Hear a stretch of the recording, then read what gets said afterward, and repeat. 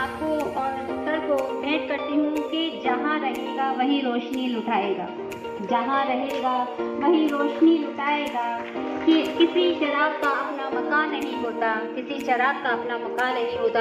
क्योंकि हम सब आपस में अगर एक दूसरे को देखें तो हर किसी के पास कुछ ना कुछ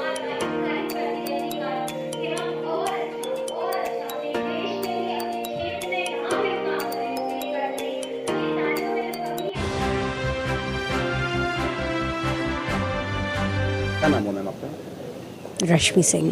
आप यहाँ पे प्रोग्राम में आई हैं, गेस्ट ऑफ ऑनर हैं, क्या कहना चाहेंगे प्रोग्राम से संबंधित? देखो, पर्यावरण और संस्कृति ये दोनों के नाम पे ये समर्पित ये संस्था जो इसका मोटिव मुझे बताया गया, और वो भी महिला सशक्तिकरण का भी जो पूरे सप्ताह या मैं कहूँ कि पूरे महीना मार्च में अलग अलग रूप से मनाया जाता है। तो इसमें मैंने जो महसूस किया कि जब हम इस तरह के कार्यक्रम में जाते हैं तो कुछ न कुछ विषय संबंधी एक रिफ्लेक्शन ज़रूर होता है। तो इसमें जो रिफ्लेक्शन ये है कि पर्यावरण और संस्कृति के साथ हम महिलाओं के सशक्तिकरण को हम कैसे जोड़ रहे हैं। तो ये ज़रूर मेरा रिफ्लेक्शन इस पे ये रहा है कि जहाँ संस्कृति की सुरक्षा की हम बात करते हैं, रक्षा की बात करते हैं, अपने सांस्कृतिक धरोहर को, उसके मूल्य को बचाने के लिए हम लगातार जो चेष्टा करते हैं और बहुत चुनौतियाँ आती रहती हैं।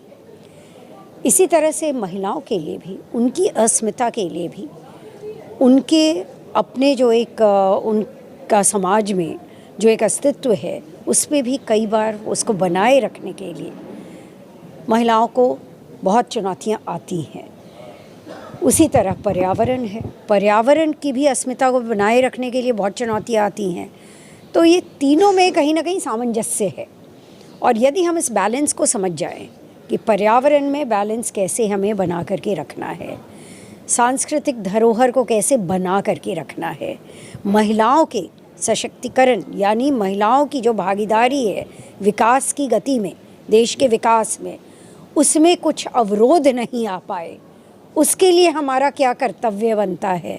तो ऐसे सामाजिक कार्यक्रमों में आकर के मेरा प्रयास ये रहता है कि मैं इन विषयों पे चिंतन भी करूं, और यदि लोगों से बात करने का जो भी अवसर मिलता है तो प्रोवोक भी करूं, ताकि जो लोग आते हैं ऐसे कार्यक्रम में वो भी सोचें, वो भी कुछ चिंतन करें, वो भी कुछ चिंतन के साथ साथ संकल्प भी लें। क्यों ना संकल्प लें कि हमारा भी कर्तव्य बनता है महिलाओं के विकास में कोई बाधा नहीं आए, या महिलाओं के विकास का जो योगदान है उसके मूल्य को हम समझ पाएँ।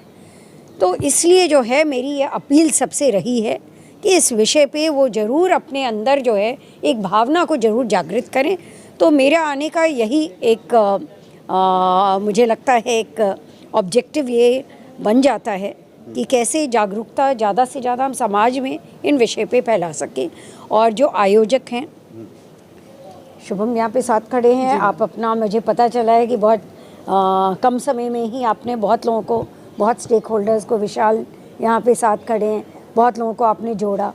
तो जब आपने इतने लोगों को जोड़ा तो कहीं ना कहीं समाज में एक सोच से आप लोगों को जोड़ने का काम करते रहे हैं और करते रहेंगे। मेरा ये विश्वास है कि युवा चेतना जब आगे आती है तो युवा चेतना जो है सोच को परिवर्तन करने में उसका एक बहुत बड़ा योगदान होता है। तो और समय की मांग भी है कि हम एक कैसे स्वस्थ मानसिकता लाएं, सकारात्मक मानसिकता लाएं, और युवा ज़्यादा से ज़्यादा समाज के योगदान में गतिशील हो सके। धन्यवाद। देखिए सर, आज का जो प्रोग्राम था world protection of culture and environment commission, excellent programme. और इस प्रोग्राम में खुशी की बात यह है कि ऐसे लोगों को जिन्होंने सोशल वर्क में काम किया है, एनवायरनमेंट प्रोटेक्शन में काम किया है, कल्चर डेवलपमेंट में काम किया है, योगा में काम किया है, मेडिटेशन में काम किया है, उनको आज डॉक्टरेट की डिग्री दी गई। इस प्रोग्राम के अरेंज करने में जो लोग आयोजक थे उन्होंने तादाद से ज़्यादा बेहतरीन काम किया, जिसमें मैं 2-3 नाम लेना चाहूँगा। सबसे पहले तो विशाल सिंह का, ये मेरे साथ खड़े हैं। विशाल सिंह एक वो लड़का है जो एक कट्टर देशभक्त है। और मुझे खुशी है कि जब ये सोशल वाले काम करते हैं तो ये देशभक्ति को भी नहीं बोलते। एक अभिमन्यु जी हैं, एक शुभम जी हैं, अभिमन्यु जी, शुभम जी, और जो लेडीज़ थी वहाँ पे काम किया जी हाँ, अलका जी का। और इसमें उन्होंने आने वाले वीमेंस डे के बारे में बहुत सारी बातें बताई। मैं लड़की हूँ एक ऐसी कविता गाई जिसकी वजह से पूरी ऑडियंस के अंदर हलचल मच गई और बहुत अच्छा लगा। इस किस्म के प्रोग्राम होते रहने चाहिए। पर और भी जी मैं अपना देखिए सर, मेरा नाम कर्नल तेजेंद्र पाल त्यागी है। मैं 1971 की लड़ाई का वीर चक्र प्राप्त सिपाही हूँ। आपकी जानकारी के लिए बता दें कि वीर चक्र केवल युद्ध के मैदान में मिलता है, इसलिए अक्सर मरणोपरांत मिलता है। थोड़े बहुत जिंदा हैं जिन्हें उंगलियों पे गिना जा सकता है। सौभाग्य से या दुर्भाग्य से उनमें से एक मैं हूँ। तो मैं इस सब्जेक्ट के ऊपर ये बात करता हूँ कि वीर चक्र में भी ये जरूरी नहीं है कि दुश्मनों को मार के आपको वीर चक्र मिले। वीर चक्र अपने सिपाहियों की जान बचाने के लिए भी मिलता है, और जिसका मैं उदाहरण हूँ। मैं आपको शॉर्ट में ये बता दूं कि मेरे 5 सिपाही, मुझे एक पुल बनाने का काम दिया गया 45 मिनट में अपर बैरी कैनाल के ऊपर 8 दिसंबर 1971 को।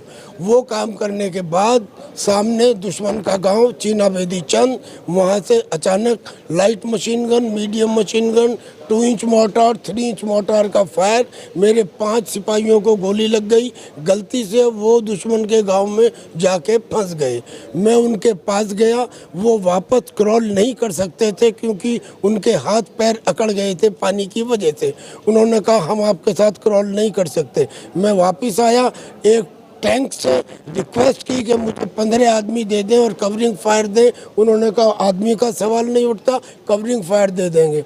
आधा घंटे का कवरिंग फायर दिया। हम लोग फिर क्रॉल करते हुए उस गांव में गए। गांव से इतने ताकतवर थे हम उस टाइम, मैं और मेरा बैटमैन, कि हम 5 लोगों को अपनी पीठ के ऊपर लाद के और ऐसे कोनी से करके वापस ले आए।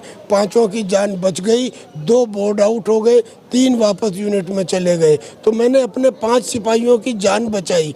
काम तो बहुत किए पर वीर चक्र इसकी वजह से मिला। आई एम डॉक्टर संग्राम केसरी मौलिक, Professor of English, and I work in the field of environment science. I love nature. I love to work with nature. I love to save mother country, mother nature.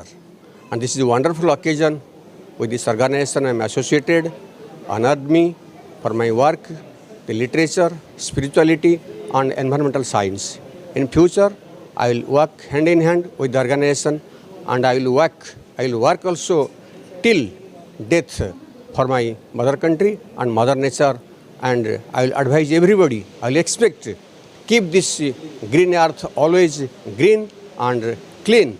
This is, we love Delhi and we must work for Delhi, and we must work to keep this city, world famous city, clean and green. This is my message for everybody. Thank you everybody. मैं श्वेता सैनी, अभी MLA का मैंने Tilak Nagar assembly से BJP की side से अपना election fight किया है, और एक्स वेस्ट जोन चेयरपर्सन रही हूँ। मैं एक सोशल वर्कर हूँ, वुमेंस क्लब चलाती हूँ विकासपुरी में लास्ट 13 ईयर्स से। सो एक सोशल वर्कर। आपको अवार्डित किया गया है और आप इस प्रोग्राम में शामिल हुए हैं, क्या कहना है?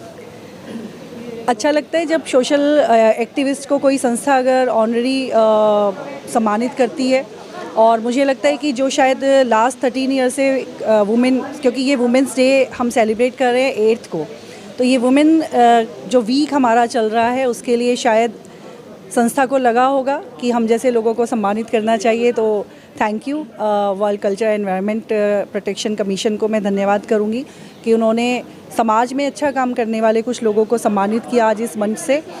अच्छा लगता है जब सोसाइटी में अच्छा काम करते हैं और उसको एक रिकग्निशन मिलती है। सर, क्या नाम हुआ आपका? रुद्र शिवानंद सरस्वती।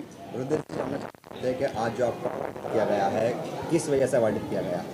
ये हमारा आश्रम श्रीशैल में पढ़ते हैं, वो श्रीशैल ज्योतिर्लिंग है हमारा। ज्योतिर्लिंग में हमारा आश्रम है, श्री मल्लिकार्जुन ज्योतिर्लिंग में। हमारा आश्रम का नाम है श्री दत्तसाई मौनस्वामी अन्नदान सेवा आश्रम। ये आश्रम के तरफ से हम करते हैं। जो ट्राइबल्स रहते हैं वो जंगल में उसके पास जाते हैं और उसके जो जो चीज़ उसको ज़रूरत है वो चीज़ हम देते हैं। वो कंबल देना, मेडिकल के इक्विपमेंट दे देना, और ये वहाँ पर उसके लिए चावल है सबके वो रेशन देना, ये करते हैं हम। और जो साधु संत रहते हैं उनके लिए मेडिकल के पूरी सहायता हम करते हैं हमारे आश्रम से।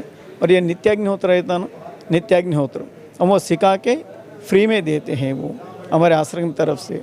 और ये हमारे आश्रम की तरफ से बहुत बड़ी एक काम होती है, ये काम हुआ है हमारे आश्रम से। जो कोरोना के टाइम पे हमारे क्षेत्र में, श्रीशैल क्षेत्र में सब अन्य क्षेत्र सब बंद कर दिए थे, 100 होटल सब बंद कर दिए थे, यात्री फंस गए थे हमारे श्रीशैल क्षेत्र में। तब हमारे आश्रम से उनको अन्नदान किया था। वो हमारे आश्रम में बना के वो देवस्थान की गाड़ी में हम वो भक्तों के पास जाके वो दे दिया था। कैसी खुशी महसूस हो रही है? ये तो हमारा बहुत, ये हमको जो पहचाना है, ये वो हमारे जो फ्रेंड है श्रीनिवास मूर्ति, उन्हें ये हमारे के बारे में उन्हें जानकारी दिया इन लोगों को। इन लोगों का जो देखा तो उन लोगों का मेरे को पहचाना तो हमारे आश्रम को दिया था। हमारे आश्रम से तरफ से हम आए ये लेने के वास्ते।